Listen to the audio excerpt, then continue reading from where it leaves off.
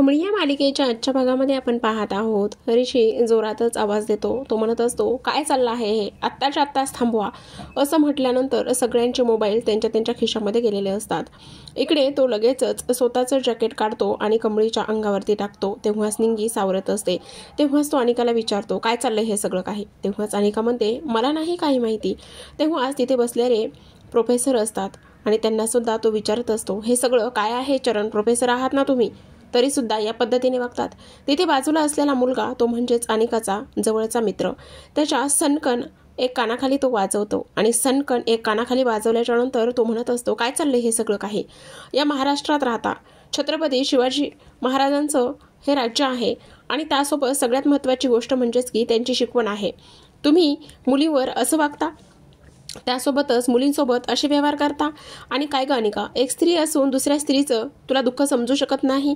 त्यासोबतच मुलींना आदर द्यायचा, मुलींचा आदर करायचा, ह्या गोष्टी आपल्याला शिकवल्या जातात आणि तुम्ही अशा पद्धतीने त्यांच्याशी वागतात. असं म्हणूनच तो आता सनकन त्याच्या एक कानाखाली वाजवत असतो. तेव्हाच अगदीच आता सगळेजणच त्याच्याकडे पाहत असतात. मुलींचे कपडे फाटले, तिला मदत करायची सोडून तिच्यावर हसतात, व्हिडिओ बनवतात. तुमच्यासारख्या मुलांना ना तर चौकात उभा करून चापकाने फोडलं पाहिजे. एका मुलीसोबत असं वागताना लाज वाटत नाही ग. आणि काय ग हे मुलींनो, तुम्ही मुली आहात ना, तरी सुद्धा एका मुलीसोबत असं वागता आणि खुशाल तमाशा बघत बसता. हे सगळं काही तुमच्या बाबतीत झालं असतं तरी तुम्ही तुमचा व्हिडिओ काढत असताना खुशाल शांत बसला असतात का? नाही ना. एक मुलगी आहे ती आणि खेडेगावातून आली, गरीब आहे, तर तिच्यामध्ये शिकण्याची जिद्द आहे, तिच्याकडून काहीतरी शिका. त्याचबरोबर तिला मदत करायची सोडून तिच्यासोबत असलं करता आहात तुम्ही. लाजा वाटत नाहीत का तुम्हाला? ऋषीने सगळ्यांनाच अगदी फैलावर घेतलेलं असतं. कमळी रडत असते आणि सगळेजण ऋषीच्या ह्या अवताराकडे पाहत असतात. ज्याच्या कानाखाली वाजलेलं असतं तो तर अगदीच घुरून ऋषीला पाहत असतो. सगळ्यात महत्त्वाचं म्हणजे अनिका तर अगदीच चरफडत असते, कारण ऋषी आता खूपच तापलेला असतो. तेव्हा सगळं शांत झाल्याच्या नंतर, सगळ्यांना खडेबोल सुलावल्याच्या नंतर आता तो इथे निंगीला म्हणत असतो, घेऊन जा तिला. आणि तेव्हाच निंगी दोघींच्या बॅगा घेते आणि कमळीला हॉस्टेलवरती घेऊन जात असते. त्यासोबत सगळ्यात महत्त्वाची गोष्ट म्हणजेच की जा आता आपापल्या क्लासरूममध्ये. आणि त्यासोबतच तो चरण प्रोफेसरकडे पाहतो आणि तो त्याला म्हणत असतो, तुम्ही आत्ताच्या आत्ता स्टाफ रूममध्ये येऊन मला भेटा. असंच म्हणून आता तो सुद्धा तिथून निघून जात असतो आणि एक कडकडीत नजर अशी तो जाताना अनिकावर टाकण्याचं काम सुद्धा इथे करत असतो. आता सगळ्यात महत्त्वाची एक गोष्ट झालेली असते प्रेक्षकांनो, आणि ती म्हणजेच की काही जरी झालं तरी सुद्धा ह्या सगळ्या गोष्टी या पद्धतीने होत असताना मात्र आता इथे जो काही चरण प्रोफेसर आहे त्याला तर आता खूपच टेन्शन आलेलं असतं. तो म्हणत असतो की हे सगळं काय आहे. आणि त्यासोबत सगळ्यात महत्त्वाची गोष्ट म्हणजेच की इकडे आता कामिनी गावाकडे गेलेली असते आणि कामिनीला बंडू जो आहे तो अगदीच सगळ्या गावभर इथे फिरवण्याचं काम करत असतो. तो इथे म्हणत असतो की आता मी तुम्हाला गौरीलाच भेटवतो, कारण प्रेक्षकांनो आता गौरी ही कोण आहे त्या गावामध्ये तर माहीतच असतं, पण गौरी ही कोण आहे हे माहिती असल्या कारणाने आता खूपच मोठा इथे धमाकासुद्धा प्रेक्षकांनो होणार असतो. आणि तो धमाका म्हणजेच की आता जो काही बंडू आहे, बंडू इथे त्याला खूप ठिकाणी फिरवण्याचं सुद्धा काम करत असतो आणि खूप ठिकाणी फिरवण्याचं काम केल्याच्या नंतर आता तो म्हणत असतो, तुम्हाला गौरी हवी आहे ना, असं म्हणूनच तो आता गौरीला शोधण्यासाठी त्यांना तिथून घेऊन जात असतो. एक बाई असतात आणि एक बाई असल्याच्या नंतर एक सगळ्यात महत्त्वाची गोष्ट तिथे झालेली असते आणि ती म्हणजेच की आता जो काही बंडू आहे तो म्हणत असतो, हे बघा तुम्हाला इथे गौरीला भेटायचं आहे ना, हीच आहे ती गौरी. आणि तेव्हाच लगेचच आता ती त्यातलाच त्यांच्यातला एक जो माणूस आहे तो माणूस इथे तिच्या अंगावरती हात टाकत असतो आणि तिला हात टाकल्याच्या नंतर जेव्हाच आता हे सगळं काही ती पाहते आणि ह्या सगळ्या गोष्टी पाहिल्याच्या नंतर मात्र तिला इथे खूपच मोठा धक्का इथे बसलेला असतो. आणि त्याचबरोबर ती म्हणत असते, तुम्ही आहात कोण आणि त्यासोबतच तुमची हिंमत कशी झाली इथे मला हात लावायची आणि त्यासोबतच इथे मला गौरी म्हणायची. माझ्या जर हे नवऱ्याला माहिती झालं तर काय होईल ह्याचा तरी तुम्ही ते विचार केला आहे का? असाच आता इथे तो सगळ्या गोष्टीचा इथे विचार करत असतो. त्यासोबत आता सगळ्यात महत्त्वाची गोष्ट म्हणजेच की तू आहेस तरी कोण आणि त्यासोबतच तुझी इथे येण्याची हिंमत तरी कशी झाली, ह्या सगळ्या काही गोष्टी इथे आता ते बोलत असतात. आणि ह्या सगळ्या काही गोष्टी ते बोलल्याच्या नंतर आता ती बाई मात्र खूपच जास्त किंचाळत असते आणि आरडाओरडा करत असते. ती म्हणत असते, माझ्या नवऱ्याला जर माहिती झालं तर तू कोण आहेस ग फटक भवाने, आणि तू इथे यायची तुझी हिंमत तरी कशी झाली, ह्या सगळ्या गोष्टी इथे ती बोलत असते. ह्या सगळ्या काही गोष्टी इथे ती बोलल्याच्या नंतर आता जो काही बंड्या आहे, बंड्या मात्र अगदीच त्यांच्या तावडीमध्ये सापडलेला असतो. आणि तेव्हाच तेवढ्याच इथे जी काही ती मावशी आहे ती मात्र इथे तिचे अगदीच त्या माणसाची कॉलर पकडत असते आणि कॉलर पकडल्याच्या नंतर तुला मी चांगलाच इंगा दाखवेल आणि काय ग तुझे तर पांढरे केस झालेत ना आणि तुझे पांढरे केस झालेले असताना सुद्धा इथे तू अशा पद्धतीने वागत आहेस का असाच आता इथे ती विचार सुद्धा करत असते। आता ह्या सगळ्या काही गोष्टींचा इथे विचार केल्याच्या नंतर सगळ्यात महत्त्वाची एक गोष्ट झालेली असते प्रेक्षकांनो आणि ती सगळ्यात महत्त्वाची गोष्ट म्हणजेच की आता काही जरी झालं तरी सुद्धा इथे ती एका गोष्टीचा विचार करत असते की ही माणसं आहेत तरी कोण आणि त्याचबरोबर ती म्हणत असते काय गे तुझे तर हे पांढरे केस झालेले आहेत ना आणि तरीसुद्धा तुला कळत नाही का बाईसोबत कसं वागायचं काय करायचं म्हणूनच आणि आता इथून जातोस की नाही का पळतोस की नाही का घेऊ काठी आणि बोलू माझ्या नवऱ्याला असं म्हणूनच ती आता त्यांना तिथून हाकलून देण्याचं सुद्धा काम करत असते। तर आता प्रेक्षकांनो सगळ्यात महत्त्वाची गोष्ट अशी झालेली असते आणि ती सगळ्यात महत्त्वाची गोष्ट म्हणजे की आता जी काही आपली ही आहे म्हणजेच इथे कामिनी आहे कामिनीला मात्र आतापर्यंत तरी ती सापडलेली नसते आणि कामिनीला आतापर्यंत ती सापडली नसल्या कारणाने ती खूपच जास्त इथे टेन्शनमध्ये आलेली असते आणि त्याचसोबत इथे आता जी काही आपली सरू आहे सरू मात्र इथे एका मुलीला जेवायला देत असते आणि एका मुलीला जेवायला दिल्याच्या नंतर आता ती मुलगी अगदीच वेडी असते आणि ती मुलगी वेडी असल्या कारणाने सरू तिची काळजी घेत असते। खरं पाहायला गेलं तर आता इथे ती त्याला तिथेच घेऊन येत असते आणि तिला तिथेच घेऊन येत असताना आता जेव्हाच इथे जी काही कामिनी आहे ती तिच्या जवळ येण्याचा प्रयत्न करत असते आणि तेव्हाच इथे तिच्या लक्षात येतं की नाही ही तर इथे कोण आहे आणि त्याचबरोबर इथे हे सगळं काय आहे आणि हे सगळं काही पाहिल्याच्या नंतर आता सरू तर तिथून ऑलमोस्ट निघून गेलेली असते आणि सरू तिथून निघून गेल्याच्या नंतर आता कामिनी म्हणत असते येडा झालास की काय तू ह्या सरूला मला भेटवायला आलेला आहेस आणि ही सरू कशी असेल असाच ती विचार करत असते आणि त्याचबरोबर सगळ्यात महत्त्वाची गोष्ट म्हणजेच की नाही ही ती सरूच नाहीये तू आम्हाला कुठे घेऊन जाणार आहेस आणि काय करत आहेस हे तर आतापर्यंत आम्हाला समजत नाहीये आणि त्याचबरोबर सगळ्यात महत्त्वाची गोष्ट म्हणजेच की आता ह्या सगळ्या गोष्टी अशा पद्धतीने आहेत म्हणजे एकदा ती तिकडची सरू दाखवलीस आता ही वेडी सरू दाखवलेली आहेस तेव्हाच आता तो बंड्या म्हणत असतो अहो तुम्ही माझा नाद कशाला करताय हा बंड्या आहे ना बंड्या बघा आता तुम्हाला जी सरू हवी आहे ना तुम्हाला मी त्याच सरूपर्यंत नेहून पोहोचवतो चला तुम्ही कशाला काळजी करताय आता असं म्हणूनच तो लगेचच पुढे घेऊन जाण्याचं काम करत असतो आणि हे गाव आहे ना ह्या गावामध्ये सगळ्यात जास्त मलाच ओळखतात आणि ह्या गावामध्ये प्रत्येक गोष्ट इथे सगळ्यात जास्त मलाच माहिती आहे त्यामुळे उगाचच तुम्ही कशाला काळजी करता हा बंड्या आहे ना बंड्या तुम्हाला बरोबर तिथपर्यंत घेऊन जाणार असं म्हणूनच आता बंड्या इथे कामिनीला त्या ठिकाणी घेऊन जात असतो आणि त्याचं असं म्हणणं असतं की हे बघा आता सरू आहे इथे असं म्हटल्याच्या नंतर आता ती लोक म्हणत असतात की कुठे आहे सरू आणि तेवढ्यातच गौरी ये ग बाहेर जरा तुला बघ भेटायला कोणीतरी आलेला आहे असं म्हटल्याच्या नंतर आता लगेचच तिथे गौरी आलेली असते। आता गौरीला पाहिल्याच्या नंतर अगदी छोटी म्हणजेच एक तर 5-6 वर्षाचीच गौरी तिथे आलेली असते आणि 5-6 वर्षाची गौरी तिथे आल्याच्या नंतर आता इथे कामिनी खूपच जास्त चिडलेली असते ती म्हणत असते तुला काही वेळ लागलेला आहे का तू आम्हाला वेड समजतोस आम्हाला वेड ठरवतोस आम्हाला ह्या गौरीशी नाही तर ती गौरी मोठी आहे आणि त्यासोबतच तिला एक 17 वर्षाची मुलगी आहे त्या गौरीला आम्हाला भेटायचं आहे व तो ह्या गौरीला आम्हाला भेटायला आणलेला आहेस का तेव्हाच आता बंड्या म्हणत असतो ओ तुम्हाला आणखी एक आहे गौरी तुम्ही काय वेड समजलं की काय मला आणि तेव्हाच ती म्हणत असते आणखी एक आहे मग तू आम्हाला इथे का बरं घेऊन आलेला आहेस मग चल आता तू आम्हाला वेड तर समजत नाहीयेस ना मग आता आम्हाला ह्या गौरीला भेटायचं नाहीये चल आम्हाला ती गौरी कुठे आहे ना ते दाखव असं म्हणूनच आता तो म्हणत असतो हो चला आता बघा मी तुम्हाला जी गौरी हवी ना त्याच गौरीला कसं भेटवतो आणि कशी ओळख करून देतो हे बघाच आता असं म्हटल्याच्या नंतर तो लगेचच तिथून निघत असतो आणि तिथून निघाल्याच्या नंतर आता लगेचच तो त्या गौरीला भेटण्यासाठी जाणार असतो। आता सगळ्यात महत्त्वाची गोष्ट म्हणजेच की आता इथे आणि जी काही कमळी आहे ती इथे हॉस्टेलवरती आलेली असते आणि कमळी हॉस्टेलवरती आल्याच्या नंतर अगदीच शांत इथे ती बसलेली असते आणि तेव्हाच आता सगळ्यात महत्त्वाची गोष्ट म्हणजेच की निंगी तिला म्हणत असते हे बघ कमळी अजिबात काळजी करू नको समजा काही ठीक होईल निंगी म्हणत असते त्या लोकांनी जे काही केलेलं आहे ना त्यांना चांगलीच धडा चांगली शिक्षा इथे मिळाली पाहिजे। तेव्हाच आता कमळी म्हणत असते आपण कोणाला धडा शिकवणार आणि कोणाशी इथे कशा पद्धतीने वागणार हे तर आपल्याला समजत नाही ना, आणि कोणाकोणाशी आपण काय बोलणार हे तर आपण ठरवू शकत नाही ना, असाच आता इथे ती विचार करत असते।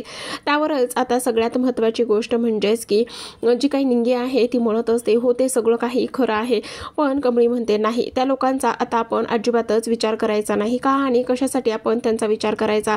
हे बघ आपण त्यांच्या या प्रश्नाला उत्तर सुद्धा देऊ शकत नाही, आणि सगळ्यात महत्त्वाची गोष्ट म्हणजेच की आपण कोणाकोणाला उत्तर देणार आहोत।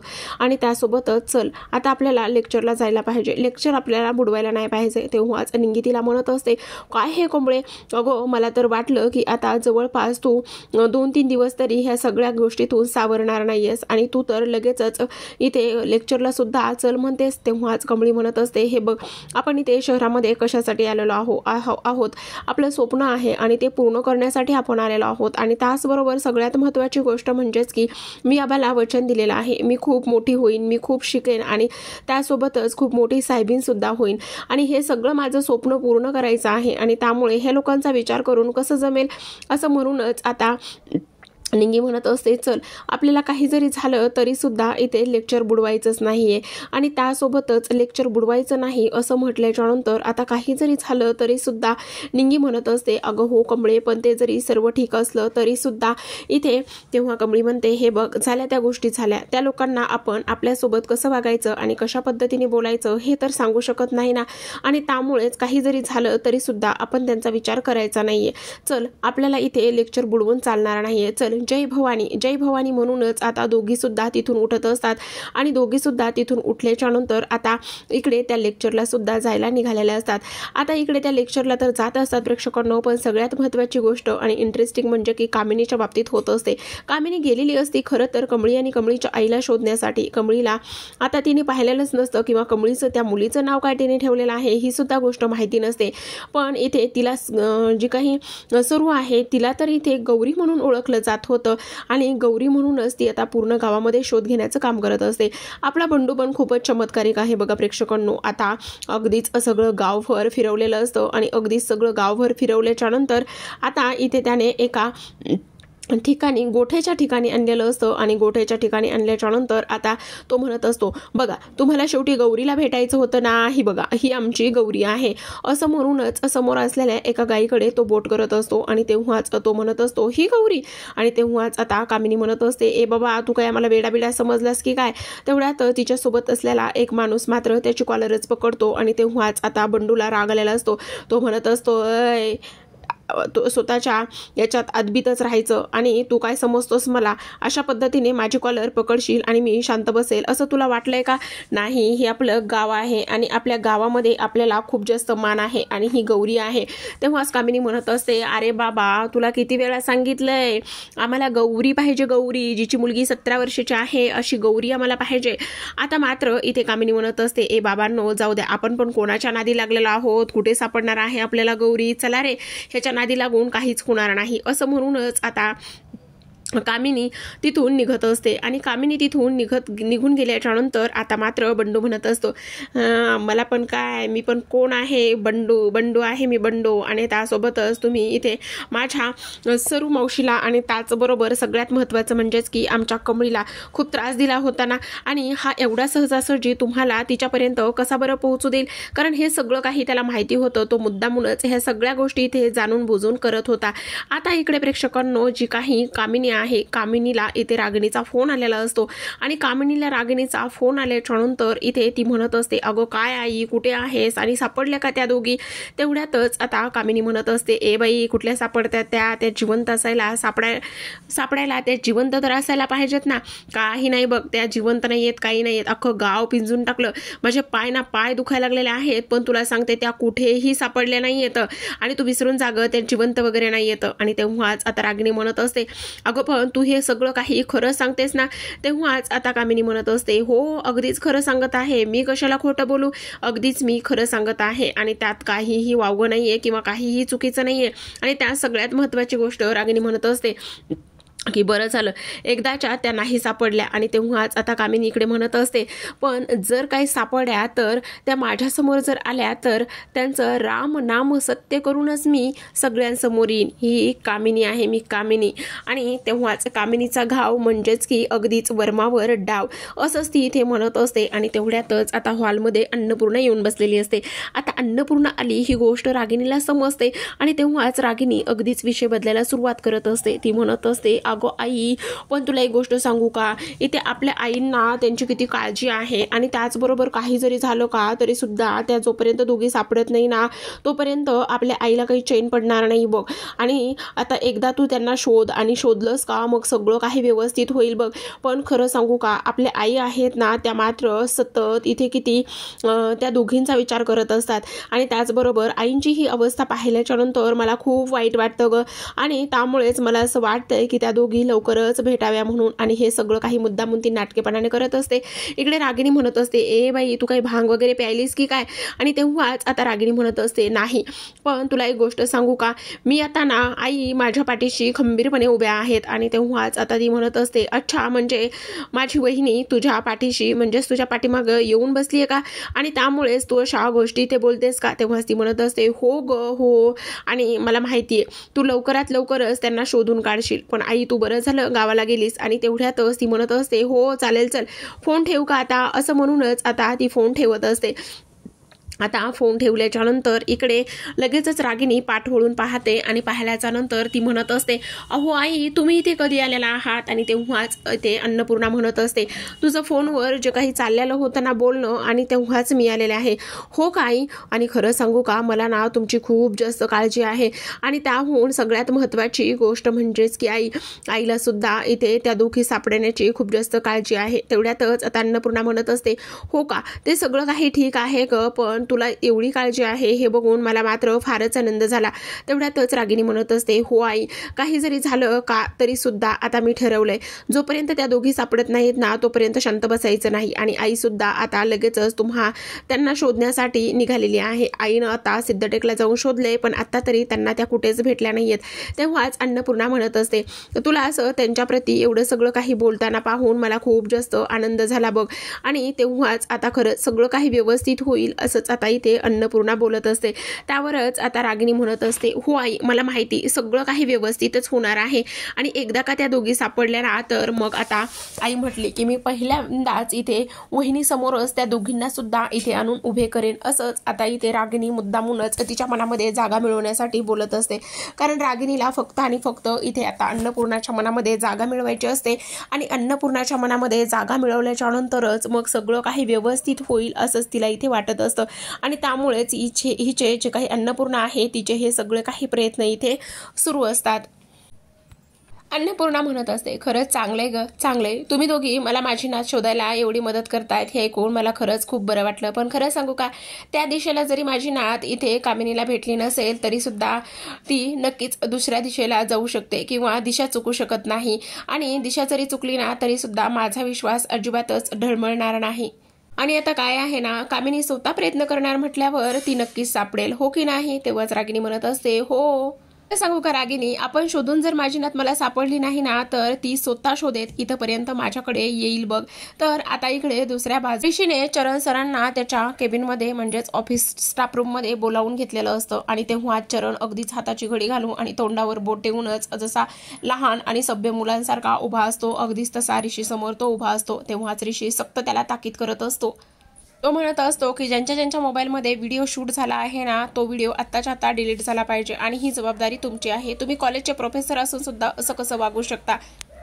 ही सगळ्यात महत्त्वाची गोष्ट म्हणजेच की मुलांच्या बाबतीत असं होत आहे आणि हे सगळं काही न होऊन देणं ही सगळ्यात जास्त आणि मोठी जबाबदारी तुमची आहे.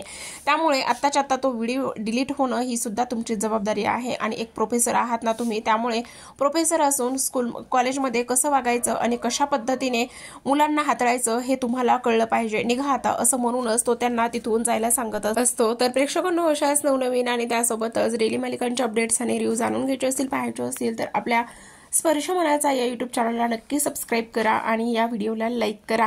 भेटूयात पुन्हा एका नवीन अपडेट सोबत. तोपर्यंत धन्यवाद.